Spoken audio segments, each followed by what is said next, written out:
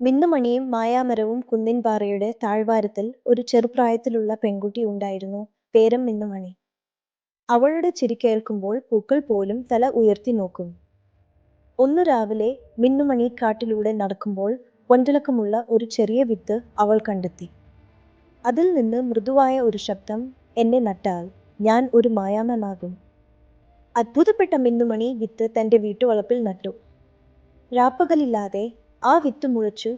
ഒരു ദിവസം കൊണ്ട് ആകാശത്തെത്തുന്ന ഒരു പ്രകാശമരം. മരത്തിന്റെ ഇലകൾ വെള്ളിച്ചുരുളുകളെപ്പോലെ തിളങ്ങി, കൊമ്പുകളിൽ കൊച്ചു വിശേഷ പക്ഷികൾ പാടി. ആ മരം ചുമ്മാതല്ല, അത് ആശകൾ കേട്ട് സാക്ഷാത്കരിക്കും. എനിക്ക് എല്ലാവർക്കും സന്തോഷം തരുന്ന വെളിച്ചം വേണം, മിന്നുമണി പറഞ്ഞു. മരം നിശബ്ദമായി തലയാട്ടി. പിന്നെ അതിന്റെ ഇലകളിൽ നിന്ന് പൊൻവെളിച്ചം ഗ്രാമമെങ്ങും പടർന്നു.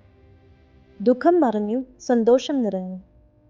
ആ ദിവസത്തെ മുതൽ ഗ്രാമത്തിലെ എല്ലാവരും മിന്നുമണിയുടെ മായാമരത്തെ പ്രകാശത്തിന്റെ രക്ഷകൻ എന്ന് വിളിച്ചു.